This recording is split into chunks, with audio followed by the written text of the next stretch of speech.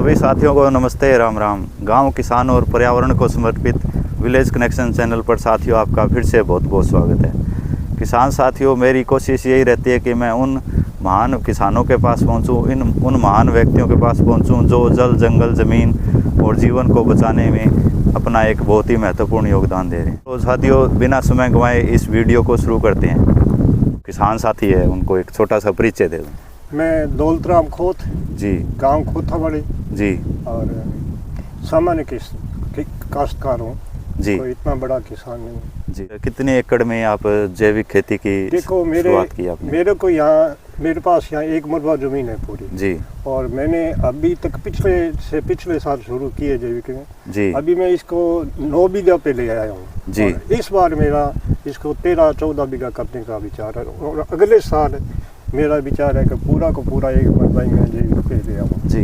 तो आपके मन में क्यों आया, कि कैसे आया कि हमें रासायनिक खेती को त्याग कर जैविक की ओर लौट आना चाहिए? देखो जी, मैं KVK से जुड़ा हुआ हूँ और जो KVK संगरिया में है। संगरिया, जी, जी, और कृषक मित्र भी हूँ जी, और मेरे को क्या है, मीटिंगों में जैसे धीरे धीरे ये जानकारी मिली जी, जी, कि अपने यूरिया DAP की बजाय जैविक लें तो उससे उत्पादन भी अच्छा होगा जी। और स्वास्थ्य की, पशु का स्वास्थ्य है चाहे आदमी का स्वास्थ्य है, जी, जी। अगर अपने गेहूँ लें तो भी उस स्वास्थ्य भी बहुत असर पड़ेगा। जी, जी, इससे मेरे को प्रेरणा मिली और मैंने पिछली बार नरमा भी पूरा जैविक किया जी। और इस बार मैंने गेहूँ पूरी की पूरी जैविक की और रिजल्ट भी बढ़िया। जी, बहुत बहुत शानदार। कितने एकड़ से शुरुआत की जैविक की? शुरू में मैंने जी 6 बीघे से शुरू की थी। 6 बीघा नरमे से शुरू की थी। आपने कोई ट्रेनिंग वगैरह ली जैविक की या एकदम से ही जैविक पे? नहीं सर, मेरे को ये मीटिंगों में ना, हाँ जी, तो ट्रेनिंग मीटिंगों में जानकारी थी और जी। मैं डायरी रखता था, हर एक चीज़ को नोट करता था जी, और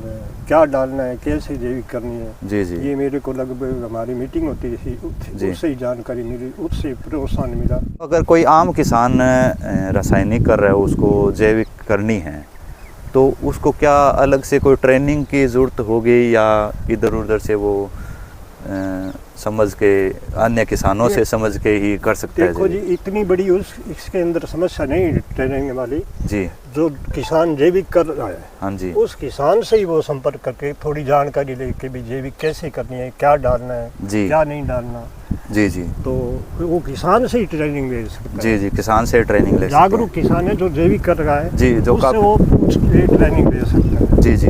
नरमा से शुरुआत की तो सुंडी का प्रकोप पिछले बार इस क्षेत्र में बहुत था, तो आपका क्या अनुभव रहा उसमें? उसमें मेरा ये था जी, मैंने एक तो नरमे का जो गैप था बीच में खूट जी, का, जी, वो मेरे को जैसे KVK ने 39 इंच बताया, अभी 39 होना चाहिए।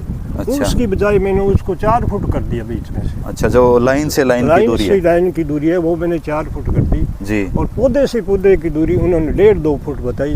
जी। मैंने 2 फुट से पहले कोई पौधा रहने नहीं दिया, पूरा को पूरा पौधा उखाड़ दिया। अच्छा, और उसमें जैविक की स्प्रे की अच्छा, और KVK वालों ने भी और हमारे जो कृषि पर्यवेक्षक है उन्होंने भी 2 बार वीडियो बनाए हैं नरमे के आके। अच्छा, एक भी गुलाबी सुंडी नहीं मिली उनको। अच्छा। कोई गुलाबी सुंडी नहीं मिली। एक भी गुलाबी सुंडी आपके बिल्कुल एक नरमे में नहीं गुलाबी थी? सुंडी नहीं मिली। जी, और नरमा भी देखो पीछे वो जखेड़े से जो खराब हुआ वो तो है। जी, जी, 6.5-7 कुंटल बीघे का नरमा हुआ और लोगों ने जो सुंडी वाले है वो 20-20 रुपए किलो चुगाई दी।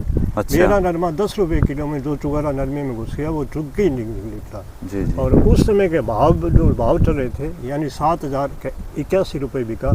अच्छा। यानी पूरी मंडी में सिरे पे बिका। हाँ, जो हाईएस्ट भाव मिला हाँ, आपको? उस दिन का हाईएस्ट था। जी, जी। कीट नियंत्रक और उसके लिए रोग नियंत्रण के लिए क्या तरीका अपनाया रोग था? नियंत्रण के लिए जो हमारे गांव में सूर्योदय जैविक कंपनी है, अच्छा, वो स्प्रे तैयार करती है। अच्छा, अच्छा, नीम की, धतूरा, आक वगैरह। अच्छा। उसकी मात्रा देखो घर पे भी तैयार कर सकते हैं, मात्रा में थोड़ी गड़बड़ हो जाए तो फसल को नुकसान भी पहुंचा सकते हैं। अच्छा, अच्छा, तो मैंने वो सूर्योदय जैविक कंपनी से ही स्प्रे खरीदी थी अच्छा। और सिर्फ 3 स्प्रे की थी नरमे में। तो उनकी स्प्रे क्या कारगर है? बिल्कुल बहुत बढ़िया रिजल्ट था जी, एकदम। अच्छा। ग्रोथ के लिए पहले स्प्रे मैंने ग्रोथ के लिए की, वो अच्छा। भी बढ़िया रही। दूसरी स्प्रे मैंने सुंडी से बचाव के लिए की थी। अच्छा। सुंडी या तेला कोई भी है, अच्छा, तो वो भी कारगर सिद्ध हुई। तीसरी स्प्रे भी मैंने यही सुंडी के बचाव वाली की। ग्रोथ अच्छी हो गई थी। अच्छा। मेरे को नरमे के ऊपर से टूसे भी तोड़ने पड़े थे क्योंकि नरमे हाइट ज़्यादा ले रहा था। अच्छा, तो ये जो स्प्रे है, ये जो बाजार में स्प्रे मिलती है उसके मुकाबले कितनी सस्ती है, कितनी महंगी है? देखो जी, जैविक की जो स्प्रे है वो बहुत ही सस्ती है। अगर किसान घर पे तैयार करे तो बिल्कुल ही सस्ती है। लोगों ने क्या है 9-9, 8-8, 9-9 स्प्रे महंगी से महंगी ला के स्प्रे 1000 रुपये लीटर की थी और 20-20 हज़ार रुपये, 18,000, 15,000 रुपये स्प्रे का खर्चा कर दिया था नरमे पे। जी जी। नरमा निकला प्रति बीघा हाँ। और नरमा निकला 2 या 2.5 कुंटल। हाँ। तो वो उसका खर्चा भी नहीं निकल पाया। तो आपका स्प्रे का कितना खर्चा रहा? मेरा स्प्रे का खर्चा 650 रुपये बीघा रहा। मात्र 600 रुपये बीघा में शुरू से लेके अंत तक है? तो ठीक है। जो मैंने गोबर और गोमूत्र डाला वो मैंने घर पे तैयार किया। जी जी। तो ये तो बहुत ही अच्छी जानकारी दी आपने किसान भाइयों को नरमे से संबंधित। और आपका क्या अनुभव है कि किसान भाइयों को रासायनिक खेती को त्याग कर जैविक की ओर क्यों आना चाहिए? जैविक की ओर जैसे जी अपने खाद्यान्न में गेहूँ लेते हैं जी, तो गेहूँ अगर उसमें अपने पेस्टिसाइड डालते हैं जी, फर्टिलाइजर डालते हैं तो उससे जहर की मात्रा बढ़ती है और भूमि का भी थोड़ी उत्पादन क्षमता धीरे धीरे घटती जाती है। जी, जी, तो इस बार मैंने गेहूँ को भी जैविक किया जी, तो उत्पादन पे भी ज़्यादा असर नहीं पड़ा। जी, जी, यानी उत्पादन अच्छा रहा जी, और एक पानी की भी बचत हुई। जैसे गेहूँ 5-6 पानी अमूमन मांगती है। जी, जी। और मैंने गेहूँ को सिर्फ 4 पानी दिए। सिर्फ 4 पानी में आपने गेहूँ तैयार कर दी? सिर्फ 4 पानी में 16 कुंटल बीघे की गेहूँ निकली है। शायद इस एरिया में, हमारे एरिया में वो हाईएस्ट है। जी, तो ये तो बहुत शानदार बात बताई आपने कि सिर्फ 4 पानी में ही गेहूँ तैयार कर दिया। देखो हमारे पड़ोस में जितने भी काश्तकार हैं सभी ने खाद डाली है और हम साथ में ही पानी लगाते हैं एक दूसरा मिलके। जी। उनकी निकली है 11-12 कुंटल और मेरी निकली है 16 कुंटल। जी, जी। जैविक उन्होंने रासायनिक की थी, मैंने जैविक की थी। जी। खाद जो आप डालते हो, जो हमने नरमा में या गेहूँ में डाली होगी तो, और जो स्प्रे की होगी, तो ये आपने किस तरह से बनाई, कहाँ से सीखा इसका प्रोसीजर? खाद तैयार करने का, जैसे गोबर की खाद है उसको तैयार करने का एक फार्मूला होता है। अच्छा। यानी उसको सीधा प्लाट बना के 3x3 फुट ऊंचाई रखें और पहले समांतर कर दें। जी। उसमें खड्डे फुट पे खड्डे खोद के, ये छाछ घर पे होती है, लस्सी जो होती है, हाँ, छाछ और गुड़ का इसका घोल तैयार होता है कि जी, उसमें पानी भी डाला जाता है। वो मात्रा कुंटल के हिसाब से बढ़ती रहती है। तो वो अपने उस खाद में डाल देते हैं। तो 2 महीने बाद यानी 48 दिन बाद ऐसा है कि वो खाद बिल्कुल तैयार हो जाती है। जी, जी। तो दूसरी खाद अपने 2 ट्राली डालते हैं जी। तो वो अपने 1 ट्राली डाले ना तो भी वो ज़्यादा असर करेगी उससे। जी, जी। वो मात्रा कम डालनी पड़ेगी। वो जो एक तो वो जो गोबर वाली कच्ची खाद है वो नुकसान भी करती है। एक तो उसमें कचरा नहीं होगा, दीमक नहीं होगी और जो कच्ची खाद है वो बिल्कुल तैयार हो जाएगी। जी। तो आपने वो किस तरह से उसकी मात्रा को निर्धारित किया? नरमे में कितनी डाली आपने? वो देखो जी, नरमे में मैंने 1 ट्राली बीघे की डाली थी जी, और गेहूं में भी 1 ट्राली बीघे की डाली थी, जबकि मेरे को बताया ये गया था कि 15 कुंटल भी बहुत है। अच्छा। पर मैंने और पहली बार की थी तो मेरे को थोड़ा विश्वास कम हुआ, जिस तरह ट्राली डाली थी। इस बार आपने नरमे की बुआई की है?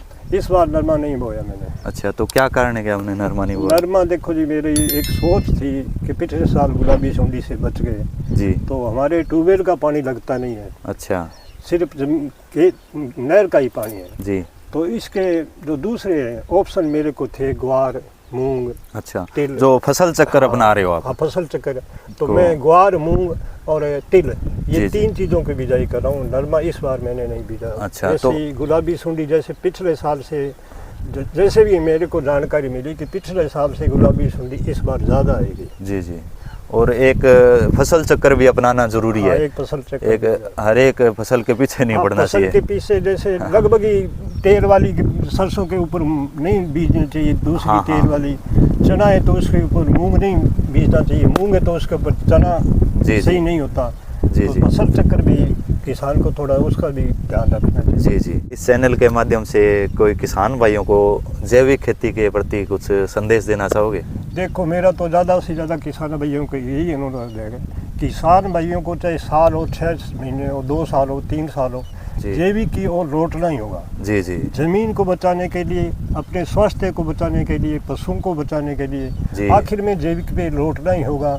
नहीं तो ये जो बीमारियां हैं घर घर में, हर घर में बीमारियां पैदा हो रही है, ये पेस्टिसाइड और फर्टिलाइजर की मेन वजह है। जी, पहला सुख तो निरोगी काया ही है। पहला सुख निरोगी काया, निरोगी काया अपने जैविक खेती से ही शुरू कर सकते हैं। हाँ, भी किसान को संतुष्टि होनी चाहिए कि मैंने जितना मेरे प्रोडक्शन होगा वो मैं उससे संतुष्ट हूँ। एक संतुष्टि का भी माप तैयार करना होगा। इसमें एक और चीज़ है जी, जो जैविक से तैयार होती है ना, उसकी बाजार में मार्केट उसकी मूल्य है ना, वो भी ज़्यादा मिलता है। एक फर्टिलाइजर वाले, जैसे मेरी गेहूँ है जी, आज मेरी गेहूँ 4000 रुपये हर कोई ले लेगा जी, और दूसरी गेहूँ 2400 रुपये बिक रही है जी जी, तो 1600 रुपये का ये भी डिफरेंस। किसान भाइयों को गुरुजी अच्छी जानकारी दी, इसके लिए आपका बहुत बहुत धन्यवाद। धन्यवाद। तो किसान भाइयों, आज की जानकारी में फ़िलहाल इतना ही।